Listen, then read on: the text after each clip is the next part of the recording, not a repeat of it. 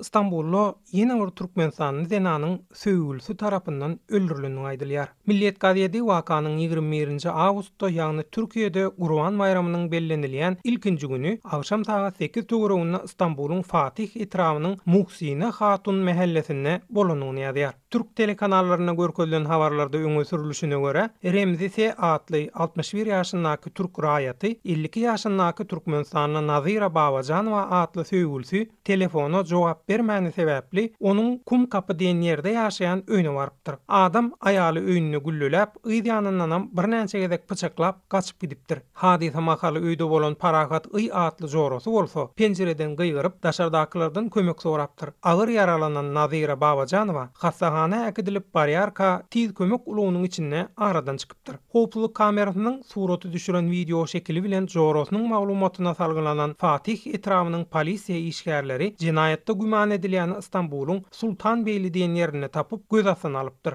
Beýleki tarapdan Istanbuldaky migrantlar wakanyň türk medpuatyna aýdylşyndan biraz tapawutly bolanyny öňe sürýärler. Howpsuzlyk sebäpli adynyň efirde agdalmalygyny soran özüniň merhumyň owadyşydygyny aýdan zenan bolsa, ol öýde biri ahally, ýene biri marly we beýleki iki semlewaply 4 türkmen aýal ýaşaýar. Olaryň her biriniň gezýänleri bar. Öýü olaryň söýgülleri tutup beripdir. Öýüň kireyi 1600 lira, ýagny häzirki kursdan $260. Ulanýan telefonlarym gezýänleriniň adyna resmileşdirilen. Nazira Babajanowa Lewabyň kommunal hojalyk idarasynyň owalky işgäri. Wakanyň bolan güni hemmesi öýde bile oturup iýip içipdirler. Soň bilinmeýän sebäpden iki söýgülüniň sözi adaşypdyr. Uruş başlanyna ahally we marly zenanlar öýden gaçyp gidipdir. Ýanyndan alan Lewaply jorosam gyýgyryp adamlary kömege çagyrypdyr. Oň atylanyny bilýän, ýöne soň pyçaklananyny bilenmek. Merhumyň aýal ogany bilen ýeňenem Istanbulda işleýärler diýip Azatlyk radiosyna waka barada öz pikirini aýtdy. Hostarlarynyň, tanyşlarynyň we owadaşlarynyň Azatlyk radiosyna gurrun bermegine görä, merhumy ýurduna iýermek üçin Türkmenistanyň Istanbuldaky konsulhanasyna ýüz tutulanyna hiç gili kömek eden bolmandyr. Olaryň öňe sürmegine görä, konsulhananyň işgärleri gaýtam gaty gödek çemeleşipdirler. Olaryň aýtmagyna görä, hostarlary merhumyň dermanlanyp jaýlanmaga taýýar edilip saklanany we Türkmenistana uğradylmak üçin $12.000 çykdaý edipdir. Ýatlap geçsek, bu soňky bir aýyň dowamynda Istanbulda türkmen migrant zenanynyň öldürilendiği barada Türk medpuatyna berilen ilkinji habar däl. Redaksiýamyzda awgust aýynyň başynda Istanbulyň Awjylar diýen ýerine köýtenäli 33 ýaşyndaky Ýulduz İmamkulowanyň öýüniň öňünde pyçaklanynyny görkezýän video şekil gelip gowuşupdy. 18-nji awgustda bolsa türk telekanallary we beýleki media serişdeleri Türkmenistanyň migrant Abilbek Tanarbergenowyň ýanyndaky aýalyny öldürmekde güman edilýäniň tapylyp tutsuk edilendigini habar berdi.